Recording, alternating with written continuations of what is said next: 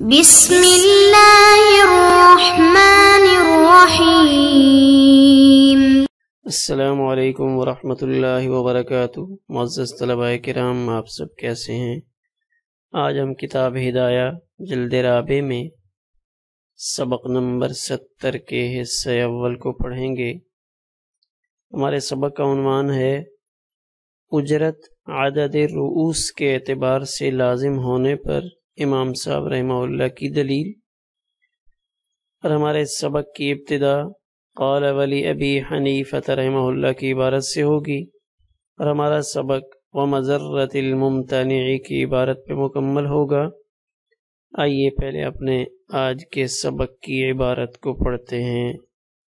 بسم اللہ الرحمن الرحیم۔ ولی ابی حنیفہ رحمہ اللہ ان الاجر مقابل بالتمییز وانہ لا یتفاوت وربما يصعب الحساب بالنظر إلى القليل وقد ينعكس الأمر فتعذر اعتباره فيتعلق الحكم بأصل التمييز بخلاف حفر البير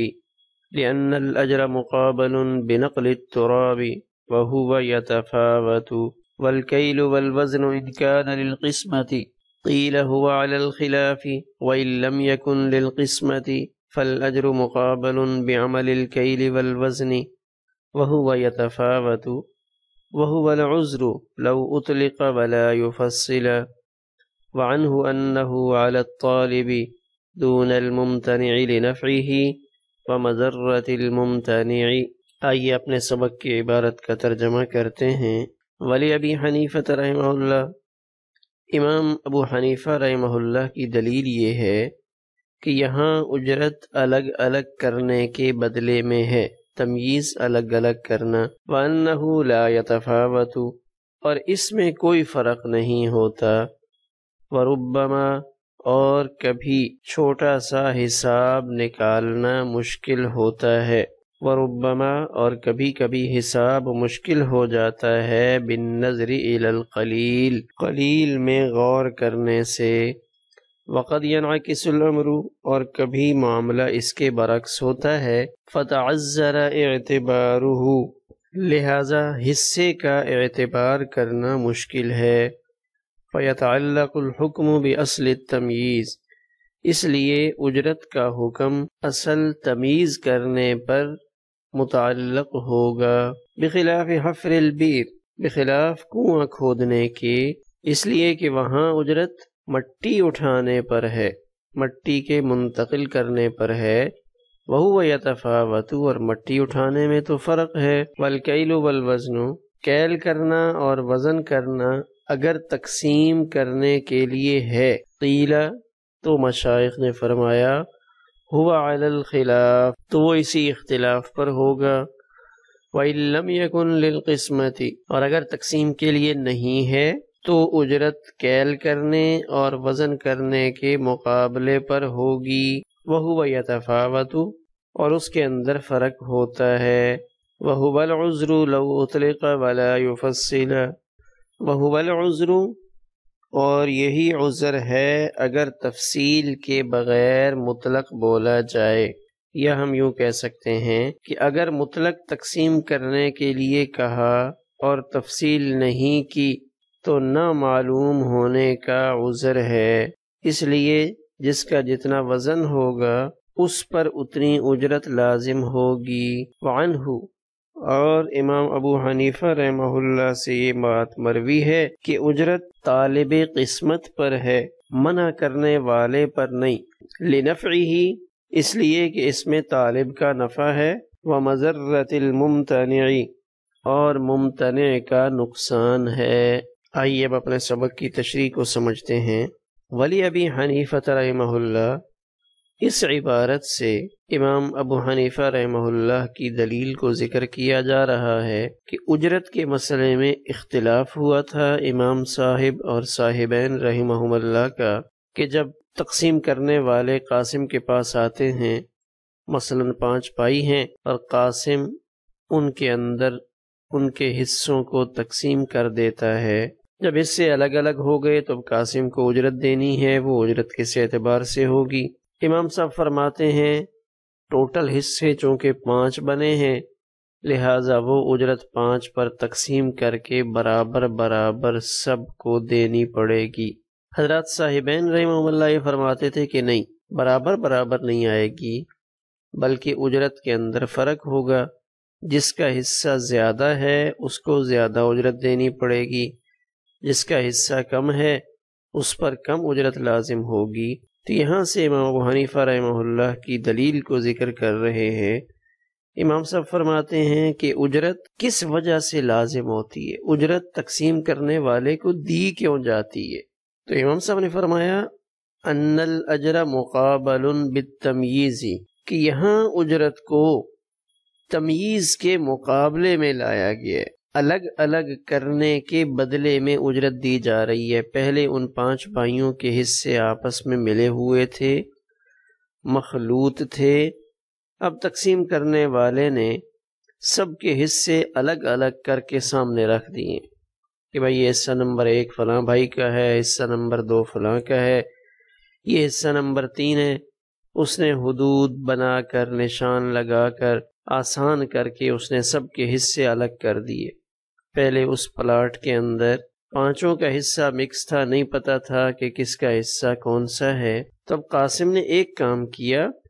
کہ اس نے حصے الگ الگ کر دیے، تھے سب کے حصے اس میں، تو یہ اجرت حصے الگ الگ کرنے کی وجہ سے دی جا رہی ہے۔ یعنی قاسم کا جو کام ہے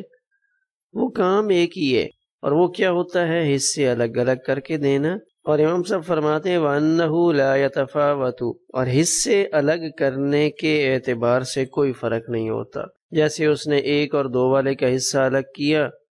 اسی طرح اس نے 3 اور 4 والے کا حصہ بھی الگ کیا،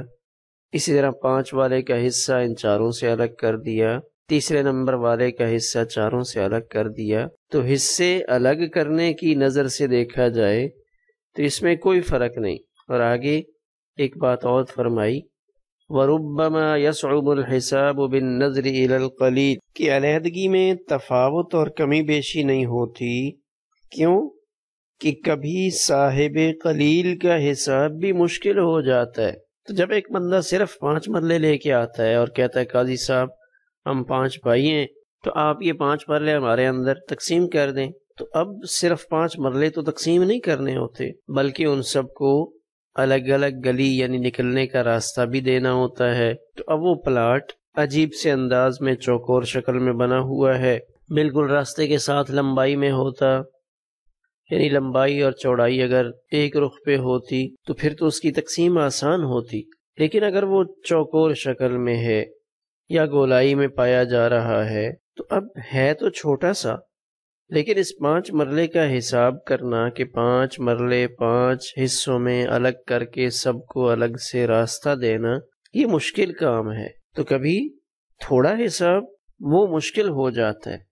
تو اس لیے اس میں کوئی فرق نہیں ہے۔ لہٰذا امام صاحب یہ فرماتے ہیں کہ اجرت کو ملک کی معونت قرار دینا درست نہیں۔ صاحبین رحمہ اللہ یہ فرماتے تھے کہ جو اجرت ہے یہ ملک کی معونت ہے۔ امام صاحب کہتے ہیں نہیں، ایسا نہیں ہے، بلکہ اجرت حصوں کو الگ الگ کرنے کا بدل ہے، لہذا ملکیت کے قلیل و کثیر ہونے کا اعتبار نہیں کیا جائے گا، بلکہ صرف اس پہلو سے دیکھا جائے گا کہ یہاں قاسم کا جو کام ہے وہ تمییز اور الگ کرنے کا ہے،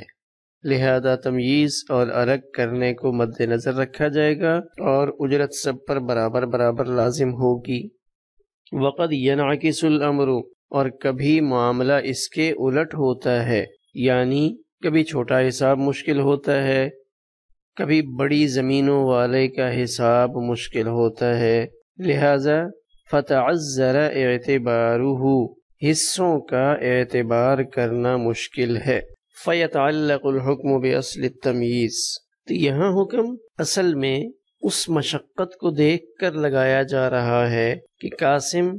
حصے الگ الگ کرنے کی اجرت لیتا ہے، اب وہ چاہے تھوڑی جگہ ہو چاہے زیادہ ہو، یعنی جو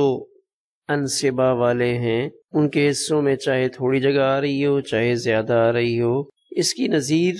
جیسے سفر، تو اب اصل میں حکم اصل سفر پر ہے کہ حنفیہ کے نزدیک اگر کسی کا سفر 48 میل یعنی 78.5 کلومیٹر سے زیادہ بن رہا ہے تو اب نفس سفر کو دیکھا جائے گا. ہو سکتا ہے ایک آدمی یہی سفر 100 کلومیٹر کا سفر طے تو کر رہا ہے، لیکن اس نے اس سفر میں بہت ساری مشقت اٹھائی ہے، بہت ساری گرمی برداشت کی ہے، اس نے عام مسافر گاڑیوں سے سفر کیا تو سفر کی رخصتیں اس کو بھی حاصل ہو رہی ہیں جو شریعت نے عطا فرمائی ہیں. اسی طرح ایک شخص نے یہی 100 کلومیٹر کا سفر اپنی اچھی اے سی گاڑی میں کیا، اس کو کسی قسم کی کوئی مشقت اس کا سامنا نہیں کرنا پڑا، تو حکم اصل سفر پر ہے. لہذا جیسے مطلق سفر کہ اس سفر پر شرعی تعریف صادق آنی چاہیے، تو حکم کا تعلق اس کے ساتھ ہے. تو یہاں بھی امام صاحب رحمہ اللہ یہ فرماتے ہیں کہ حکم کا تعلق اصل میں حصے الگ الگ کرنے کے ساتھ ہے کہ حصے الگ الگ ہونے چاہیے، حصوں کی مقدار کو نہیں دیکھیں گے. بخلاف حفر البیری، تو یہاں مسئلہ کنواں کھودنے کا یہ الگ ہے. یہاں سے امام صاحب صاحبین رحمہم اللہ تعالیٰ کے قیاس کا جواب دے رہے ہیں کہ کنواں کھودنے کا مسئلہ اور قاسم کی طرف سے زمین تقسیم کرنے کا مسئلہ یہ دونوں الگ الگ ہیں. اس تقسیم والے مسئلے کو کنواں کھودنے والے مسئلہ پر قیاس نہیں کیا جا سکتا، اس لیے کہ جو کنواں کھودنے والا مسئلہ ہے اس میں اجرت مٹی کے منتقل کرنے کی وجہ سے دی جاتی ہے. وہاں اجرت اس بات کی ہوتی ہے کہ جو کام کرنے والے ہیں وہ مٹی زمین کے اندر سے کھود کر کہیں دائیں بائیں پھینکتے ہیں. وہو یتفاوت، اس کے اندر فرق ہے. مثال کے طور پہ وہ کنواں 100 فٹ گہرائی تک کھودا گیا، تو اب یعنی اس کنویں کے جو مالک ہیں وہ 2 افراد ہیں، احمد اور حامد ہیں. کنواں ان 2 افراد کا ہے. ان 2 افراد نے 4 مزدوروں کو لگا کر کنویں کی کھدائی کروائی. تو اب اس میں ایک کا حصہ 1/4 ہے اور ایک کا حصہ 3/4 ہے، یعنی ایک کا حصہ 1/4 اور دوسرے کا حصہ 3/4. تو اب جب 100 فٹ تک اس کنویں کو کھودا گیا ہے تو ایک کا ذمہ یعنی جس کے 3 حصے ہیں، اب اس کو اجرت دینی پڑے گی اپنے حصوں کے اعتبار سے کہ کنویں میں اس کا حصہ چونکہ 3/4 یعنی 75 فٹ تھا، لہذا 75 فٹ کی مزدوری احمد کو دینی پڑے گی اور 25 فٹ کی مزدوری وہ حامد کو دینی پڑے گی. کیوں کہ ظاہر ہے 75 گز کھودنا وہ زیادہ ہے، اس میں بہت ساری مٹی نکالنی پڑے گی، اور اس کے مقابلے میں 25 فٹ کی کھدائی اس میں مٹی کم ہوگی. لہٰذا جہاں محنت زیادہ ہے تو وہاں اجرت بھی زیادہ ہوگی. تو یہاں حفر بیر میں قلت و کثرت کے اعتبار سے تفاوت ہے، تو لہٰذا اجرت کے اندر بھی تفاوت ہوگا، بخلاف تقسیم والے مسئلے کے کہ وہاں یہ صورتحال نہیں ہوتی، وہاں قاسم کے ذمے صرف حصوں کو الگ کرنا ہوتا ہے. ہمارا سبق نمبر 70 اسی پر مکمل ہوا.